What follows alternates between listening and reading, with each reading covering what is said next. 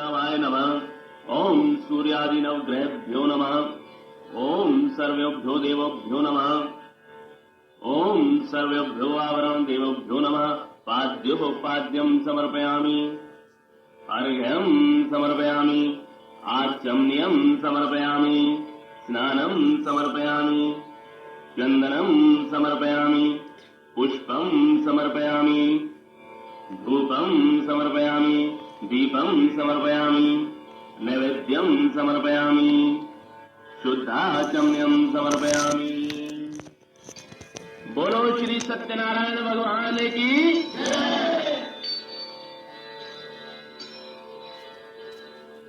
सज्जनों, ऋषि व्यास जी महाराज बोले कि एक समय नैमिषारण्य तीर्थ में शौनक आदि 88,000 ऋषि पुराण वेता सूत जी से पूछने लगे, हे महर्षि, जिस व्रत अथवा तप से हमको अभिष्ट फल प्राप्त हो सके उसको हमारी सुनने की इच्छा है। आप हमसे कहने की कृपा करें।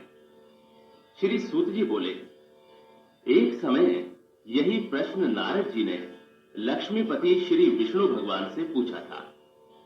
विष्णु भगवान ने देवर्षि नारद जी से जिस प्रकार कहा था उसे तुम मन लगाकर सुनो। एक समय नारद जी दूसरों की भलाई करने की इच्छा से अनेकानेक लोकों में घूमते घूमते मृत्यु लोक में आ गए। यहां आकर अनेक योनियों में उत्पन्न हुए समस्त मनुष्यों को तरह तरह के कलेशों और अपने अपने कर्मों से दुखी देखकर इन प्राणियों का दुख किस प्रकार दूर हो, ऐसा मन में विचार कर विष्णु लोक को चले गए। वहां श्वेतवर्ण चतुर्भुज शंख चक्र गदा पद्म एवं वनमालाओं से सुशोभित देवादिदेव श्री विष्णु भगवान को देखकर नारद जी उनकी स्तुति करने लगे। विष्णु भगवान ऐसी स्तुति सुनकर नारद जी से बोले, हे नारद, तुम्हारे आने का क्या कारण है और तुम्हारे मन में क्या है? हे मुनि, वो सब तुम मुझसे कहो, मैं उन सब का उत्तर दूंगा। नारद जी बोले, हे भगवान, मृत्यु लोक के प्राणी अनेकानेक योनियों में उत्पन्न होकर पाप कर्मों से महादुखी हो रहे हैं। अतः यदि आपकी मेरे ऊपर कृपा है तो बताइए कि उनका दुख किस प्रकार से दूर होगा। श्री भगवान ने कहा, हे पुत्र, तुमने संसार के ऊपर कृपा करने की इच्छा से बड़ी ही उत्तम बात पूछी है। जिस उपाय से प्राणी मोह माया से मुक्त हो जाते हैं उसे तुम ध्यान से सुनो। स्वर्ग एवं मृत्यु लोक में पुण्य प्रदान करने वाला एक परम दुर्लभ व्रत है। तुम्हारे स्नेह से मैं उस व्रत को कहता हूं। श्री सत्यनारायण के व्रत को भली भांति विधि पूर्वक करने से प्राणी शीघ्र ही सुख भोग कर परलोक में मोक्ष को प्राप्त होता है। भगवान के ऐसे वचन सुनकर नारद ऋषि बोले, हे भगवान, उस व्रत का क्या फल और क्या विधि है एवं उस व्रत को किस किस ने किया तथा वो व्रत कौन से दिन करना चाहिए, ये सब विस्तार से कहने की कृपा करें। श्री भगवान बोले कि ये व्रत दुख और शोक आदि को शांत करने वाला, धन और धान्य को बढ़ाने वाला, सौभाग्य और संतान का देने वाला और सर्वत्र विजय का देने वाला है। और जिस किसी दिन मनुष्य भक्ति और श्रद्धा से युक्त हो उसी दिन संध्या के समय श्री सत्यनारायण भगवान की पूजा करे, ब्राह्मण और बंधुओं सहित धर्म में तत्पर रहे, मिठाई, केले के पके फल, घी, दूध और गेहूं का आटा या चावल का आटा, शक्कर अथवा गुड़ ही लेकर संपूर्ण प्रसाद को भक्ति भाव से इकट्ठा करके भगवान का भोग लगावे तथा अपने बांधुओं सहित कथा सुन और ब्राह्मणों को दक्षिणा देने के पश्चात बंधु बांधुओं सहित ब्राह्मणों को भोजन करावे। फिर भक्ति से स्वयं प्रसाद भक्षण करे और श्री सत्यनारायण भगवान का ध्यान करके अपने स्थान को चला जाए। इस व्रत का आचरण करने से निश्चय ही मनुष्य की समस्त इच्छाएं पूर्ण हो जाती हैं। विशेष करके कलयुग में पृथ्वी पर यही एक छोटा उपाय है। इति श्री स्कंद पुराणे रेवा खंडे सत्यनारायण व्रत कथायाम प्रथमो अध्याय संपूर्णम।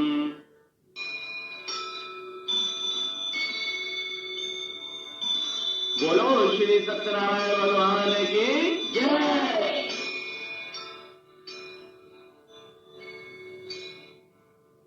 सूत जी बोले, हे ब्राह्मणों, इसके बाद जिसने इस व्रत को किया उस कथा को कहता हूं।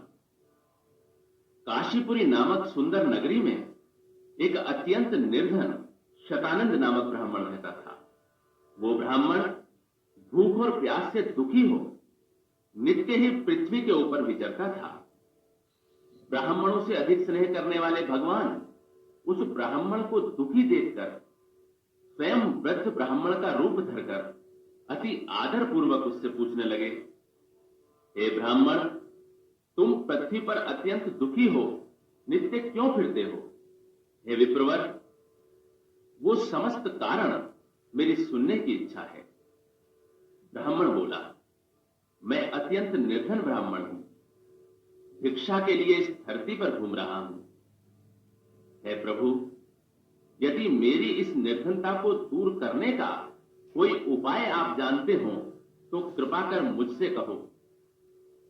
व्रत वेशधारी ब्राह्मण बोला कि भगवान श्री सत्यनारायण इच्छित मनोरथों के सिद्ध करने वाले हैं। हे ब्राह्मण, तुम उन्हीं का पूजन और व्रत करो। जिस उत्तम व्रत के करने से मनुष्य समस्त दुखों से मुक्त हो जाते हैं, उस संपूर्ण व्रत की विधि विधान पूर्वक बतलाकर वेशधारी ब्राह्मण श्री सत्यनारायण भगवान वहीं अंतर्ध्यान हो गए। व्रत ब्राह्मण ने जो मुझसे कहा है उस व्रत को मैं करूंगा, ऐसा विचार करते हुए उस ब्राह्मण को सारी रात नींद नहीं आई और प्रातःकाल उठकर वो ब्राह्मण सत्यनारायण का व्रत करूंगा ऐसा संकल्प करके भिक्षा मांगने के लिए चल दिया। उस दिन शतानंद को बहुत से धन की प्राप्ति हो गई और उसने उस धन से बंधु बांधुओं सहित श्री सत्यनारायण का व्रत किया। इस व्रत के प्रभाव से वो समस्त दुखों से मुक्त होकर संपूर्ण संपत्तियों से संपन्न हो गया। उसी समय से वो हर महीने व्रत करने लगा। इस प्रकार श्री सत्यनारायण के इस उत्तम व्रत को करके वो ब्राह्मणों में सर्वश्रेष्ठ विप्र शतानंद समस्त पापों से मुक्त होकर मोक्ष को प्राप्त हुआ। श्री सत्यनारायण के इस व्रत को पृथ्वी पर जब भी कोई करता है, उसी समय उस मनुष्य के अनेक दुख नाश हो जाते हैं। इस प्रकार ये वृतांत श्री नारायण ने नारद जी से कहा, हे ब्राह्मणों, मैंने ये व्रत तुम्हें कह सुनाया, अब और क्या वर्णन करूं? ये सुनकर ऋषि बोले, उस विप्र से सुनकर हे मुनि, इस व्रत को पृथ्वी पर किसने किया वो सब हमारी सुनने की इच्छा है। श्री सूत जी ने कहा, फिर जिसने इस व्रत को भूमि पर किया था सब लोग उसकी कथा सुनो। एक दिन वही शतानंद ब्राह्मण अपनी शक्ति के अनुसार अपने बंधु बांधुओं सहित व्रत करने को तैयार हुआ।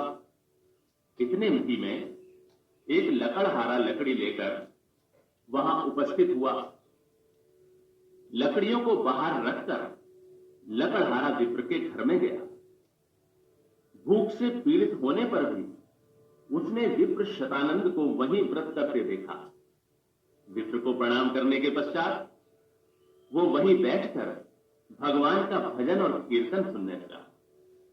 कीर्तन के पश्चात लकड़हारा शतानंद से बोला, हे विप्र, आप ये क्या कर रहे हैं और इसके करने से किस फल की प्राप्ति होती है?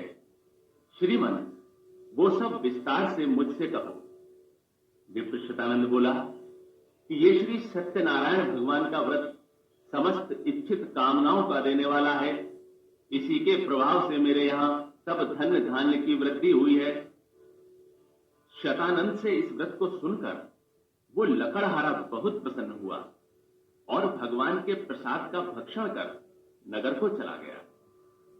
तब लकड़हारा मन में ऐसा विचार करने लगा कि आज गांव में लकड़ियों को बेचने से जो धन प्राप्त होगा उसी से श्री सत्यनारायण भगवान का उत्तम व्रत करूंगा। ऐसा विचार करके और लकड़ियों को सिर पर रखकर वो एक ऐसे सुंदर नगर में गया जहां अत्यंत धनी लोग रहते थे। उस दिन उसे लकड़ियों का दुगना मूल्य प्राप्त हुआ। तब लकड़हारा प्रसन्न होकर केले की पकी फलियां, शक्कर, घी, दूध और गेहूं का आटा सबको सवाया इकट्ठा करके अपने घर को गया। फिर बंधुओं के साथ विधि पूर्वक उसने व्रत को किया। इस व्रत के प्रभाव से वो लकड़हारा धन और पुत्र से संपन्न होकर इस लोक में सुख भोग कर अंत में वैकुंठ को प्राप्त हुआ। इति श्री स्कंद पुराणे रेवाखंडे सत्यनारायण व्रत कथायाम द्वितीयो अध्याय संपूर्णम। बोलो श्री सत्यनारायण भगवान की जय।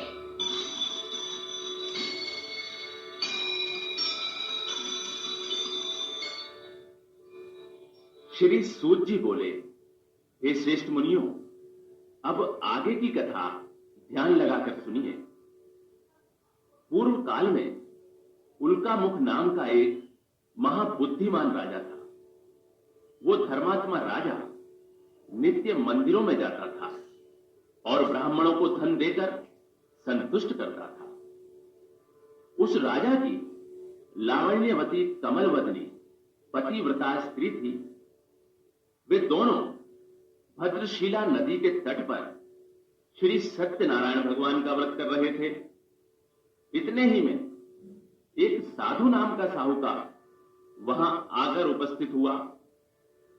वो साहूकार व्यापार करने के लिए बहुत सा धन और परिवार सहित नाव को नदी के तट पर ठहरा कर राजा के पास पहुंचा और राजा को व्रत करते देख बड़ी ही नम्रता से पूछने लगा, हे राजन, भक्ति युक्त होकर ये आप क्या कर रहे हैं? ये सब मेरे सामने प्रकट करने की कृपा है। मेरी इसे सुनने की बड़ी इच्छा है। राजा बोला, हे सज्जन वैश्य, मैं अतुल तेजस्वी विष्णु भगवान का पूजन कर रहा हूं और स्वजनों सहित पुत्रादि की कामना से उन्हीं का व्रत भी कर रहा हूं।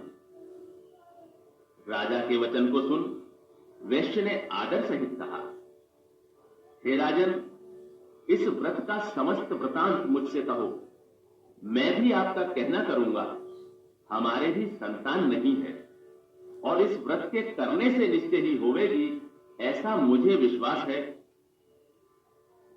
उल्कामुख राजा ने श्री सत्यनारायण के व्रत का समस्त विधान साहूकार से कह सुनाया। व्यापार से फुर्सत पाकर प्रसन्न हो साहूकार अपने घर को गया और संतान के देने वाले उस उत्तम व्रत को अपनी स्त्री से कहा और कहा, जब मेरे संतान हो जाएगी तब मैं भी इस व्रत को करूंगा। इस प्रकार वैश्य साहूकार ने अपनी स्त्री लीलावती से संपूर्ण व्रत का महात्म्य कह सुनाया। एक दिन उसकी पतिव्रता स्त्री लीलावती सांसारिक धर्म में तत्पर हुई और श्री सत्यनारायण भगवान की कृपा से गर्भवती हो गई। 10वें महीने में उसने एक रत्न रूपी श्रेष्ठ कन्या को जन्म दिया और शुक्ल पक्ष के चंद्रमा की तरह वो कन्या दिन प्रतिदिन बढ़ने लगी। चंद्रमा की कला के समान बढ़ने के कारण भी उस कन्या का नाम कलावती रखा गया।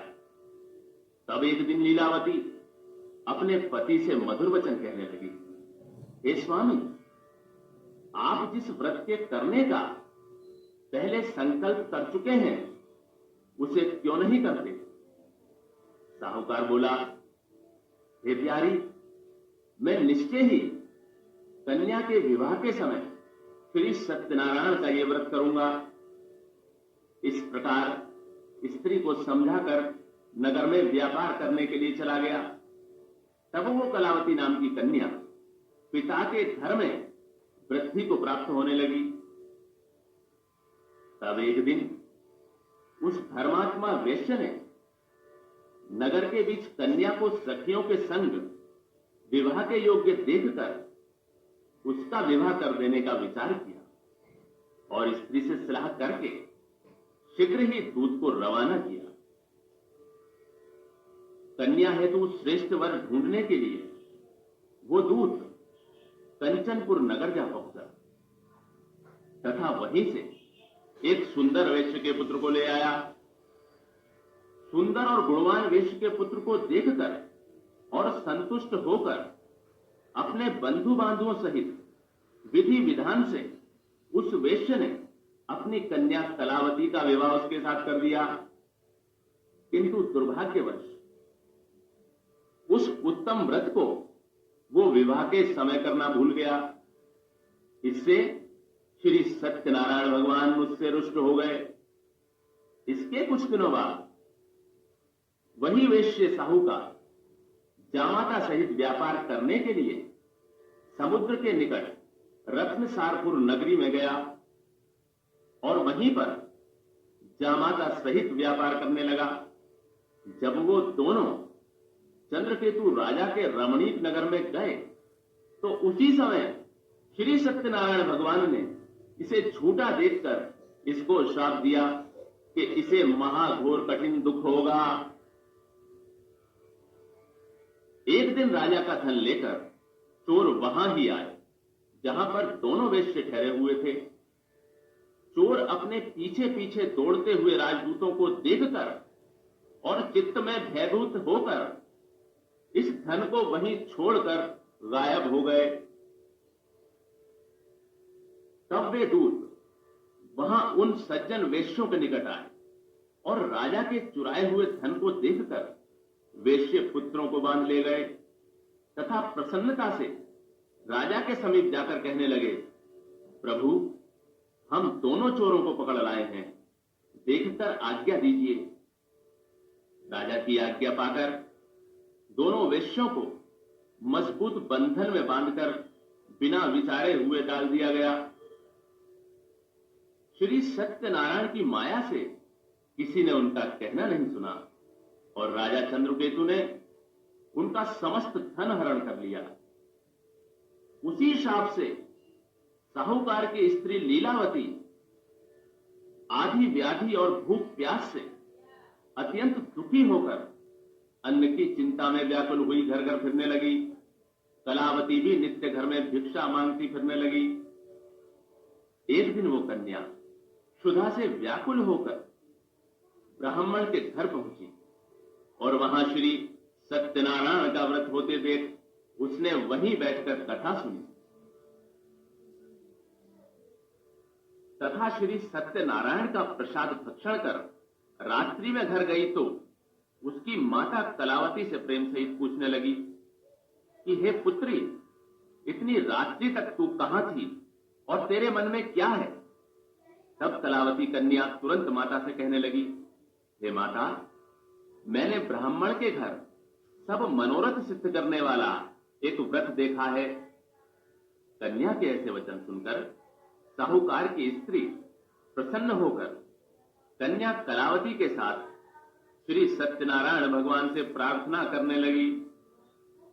प्रार्थना के बाद लीलावती ने बंधु बांधुओं सहित श्री सत्यनारायण भगवान का व्रत किया और ये वर मांगा कि मेरे पति और जामाता शीघ्र ही घर लौट आवें। इस व्रत के करने से सत्यनारायण भगवान फिर संतुष्ट हो गए और श्री सत्यनारायण भगवान ने चंद्रकेतु राजा को स्वप्न में दर्शन दिए और कहा, हे राजन, बंदी गृह में उपस्थित दोनों वेश्यों को भोर होते ही छोड़ दो और जो कुछ तुमने उनका धन लिया है वो भी तुरंत इन्हें दे दो, नहीं तो मैं राज्य धन और पुत्र सहित तेरा नाश कर डालूंगा। इस प्रकार भगवान राजा से कहकर अंतर्ध्यान हो गए। अगले दिन प्रभात होते ही राजा ने स्वजनों सहित सभा के बीच बैठकर लोगों से अपना स्वप्न कहा और आज्ञा दी कि बंधन में पड़े दोनों महाजन पुत्रों को तुरंत छोड़ दिया जाए। राजा के ऐसे वचन सुनकर राजपुरुष दोनों वेश्यों को बंधन से मुक्त कर नम्रता पूर्वक राजा के आगे लाकर कहने लगे, राजन, हम दोनों वेश्य पुत्रों को कठोर बंधन से मुक्त करके ले आए हैं। तब दोनों ने राजा को प्रणाम करके पहला वृतांत स्मरण करने लगे और भय से व्याकुल हो कुछ भी ना बोल सके। तब राजा ही वेश्य पुत्रों से आदर पूर्वक कहने लगा, भाग्य से तुमको महादुख प्राप्त हुआ। अब तुम्हें कुछ भय नहीं है। और उनकी बेड़ियां कटवाकर क्षोर कर्माधिक करवाया। तब राजा ने वस्त्राभूषण देकर उनको वचनों से अच्छी तरह संतुष्ट किया और जो कुछ उनका धन लिया था उसको दुगना करके उनको दिया और कहा, हे महाजनों, आप अपने अपने घर को जाओ। राजा को प्रणाम करके वे दोनों महावेश्य अपने घर को चल दिए। इति श्री स्कंद पुराणे रेवाखंडे सत्यनारायण व्रत कथायाम तृतीयो अध्याय संपूर्णम। बोलो श्री सत्यनारायण भगवान की जय।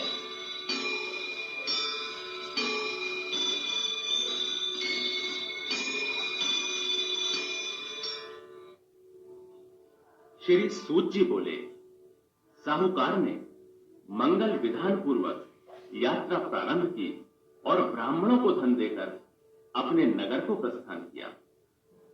कुछ दूर पहुंचने पर दंडी वेशधारी सत्यनारायण प्रभु ने उस साहूकार से आकर पूछा कि हे साहूकार, तेरी नाव में क्या भरा है? तब मदोन्मत्त साहूकार हंसते हुए बोला, मेरी नाव में तो लता पत्रादि का घात घात फूस ही भरी है। उसके ऐसे कठोर वचन सुनकर भगवान बोले, तेरा वचन सत्य हो और जैसा कहता है वैसा ही हो। ऐसा कहकर दंडी रूपधारी भगवान तुरंत उसके पास से चले गए और कुछ दूर जाकर समुद्र के किनारे पेड़ के नीचे बैठ गए। दंडी वेशधारी भगवान के चले जाने पर साहूकार संध्या आदि क्रिया करके आया और नाव को ऊंची उठी देख अत्यंत विस्मय करने लगा। लता और पत्ते देख वो मूर्छित होकर वहीं गिर पड़ा और जब उसे चेत हुआ तब अत्यंत चिंता करने लगा। तब उसके जामाते ने कहा, आप शोक आदि क्यों करते हो? दंडी ने आपको श्राप दिया है। इससे उन्हीं की शरण में चलने से मनोरथ सिद्ध होगा।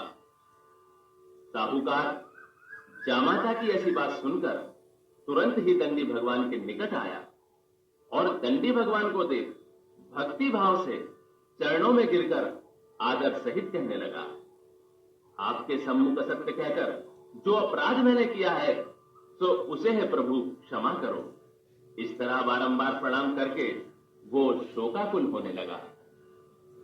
उसको विलाप करके देखकर दंडी स्वामी ने कहा, मेरी पूजा से विमुख साहूकार, रो मत, मेरी बात सुन।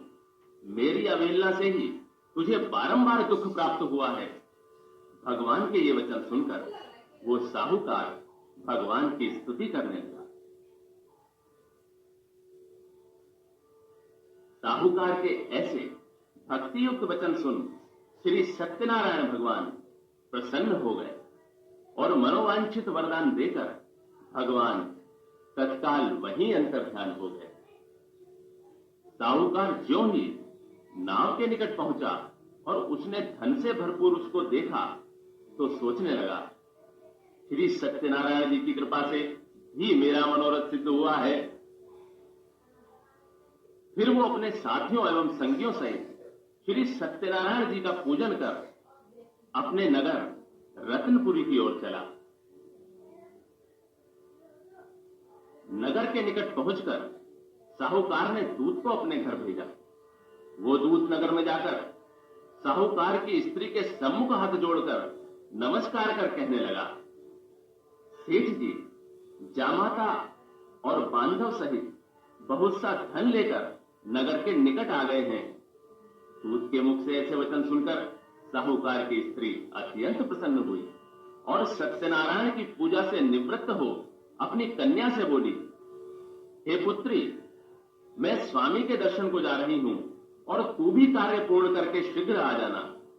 माता के ऐसे वचन सुनकर व्रत की समाप्ति के बाद और प्रसाद को त्याग कर कलावती भी पति के दर्शन करने को चली गई। इस प्रकार प्रसाद की अवज्ञा के कारण श्री सत्यनारायण भगवान रुष्ट हो गए तथा उन्होंने कलावती के पति को नाव सहित डुबो दिया। तब कलावती अपने पति को न देखकर महाशोक से रुदन करती हुई भूमि के ऊपर गिर पड़ी। इस तरह डूबी हुई नाव और कन्या को महादुखी देखकर साहूकार अत्यंत भयभीत होकर कहने लगा, न जाने कौन से देवता के प्रकोप से नाव हरण हो गई है। या तो नाव को सत्यनारायण ने हर लिया या मैं ही सत्यनारायण की महामाया से बोल रहा हूं।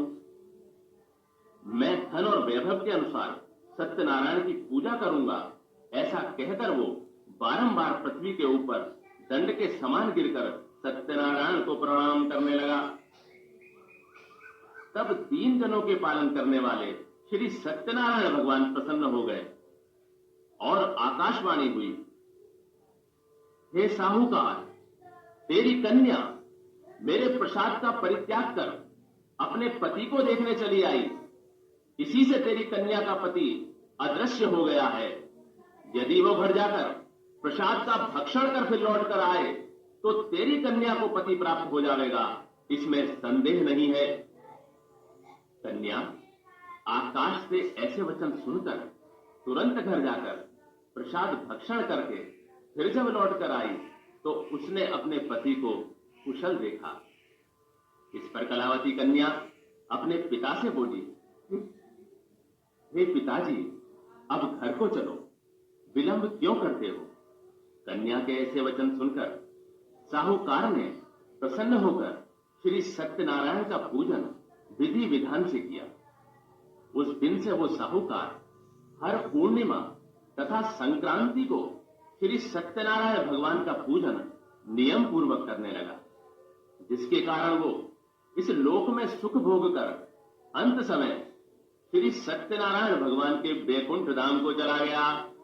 इति श्री स्कंद पुराणे रेवाखंडे सत्यनारायण व्रत कथायाम 4थो अध्याय संपूर्णम। बोलो श्री सत्यनारायण भगवान की जय। श्री सूत जी बोले, हे मुनीश्वरों, इसके आगे की कथा बड़े ही ध्यान से सुनने की है। प्रजा के पालन पोषण में लीन तुंगध्वज नाम का एक राजा था। उसने श्री सत्यनारायण के प्रसाद को त्याग कर घोर दुख पाया। एक समय वो राजा शिकार के दौरान बहुत से पशुओं को मारकर बरगद के पेड़ के नीचे गया तो उसने देखा कि उससे थोड़ी ही दूरी पर संतोष और भक्ति भाव से भरपूर बांधुओं सहित गोप ग्वाले श्री सत्यनारायण भगवान का पूजन कर रहे हैं। उस समय वो अपने अहंकार के वशीभूत होकर ना वहां गया और ना ही उसने प्रणाम किया। जब ग्वालों ने श्री सत्यनारायण के प्रसाद को राजा के सामने रखा तो राजा ने प्रसाद का परित्याग कर अपने घर को चला। इससे उसने अत्यंत ही कष्ट पाया। राजा के 100 पुत्र, धन धान्यादिक जो कुछ भी था वो सभी नष्ट हो गया। तब राजा ने निश्चय किया कि वो ये सब श्री सत्यनारायण का ही किया हुआ है। इस कारण मैं वहां ही जाऊंगा जहां सत्यनारायण का पूजन हो रहा है। मन में ऐसा विचार करके वो राजा ग्वालों के समीप आया। वहां उसने भक्ति और श्रद्धा से ग्वालों के साथ श्री सत्यनारायण का विधि सहित पूजन किया। तत्काल ही वो राजा श्री सत्यनारायण की कृपा से फिर से धन और पुत्रों से संपन्न होकर नाना प्रकार के सुख भोग कर अंत समय वैकुंठ को प्राप्त हुआ। जो नर नारी परम दुर्लभ इस सत्यनारायण के व्रत को करते हैं और भक्ति के साथ तत्काल फलदायिनी इस पवित्र कथा को सुनते हैं, उनको सत्यनारायण की कृपा से धन एवं धान्य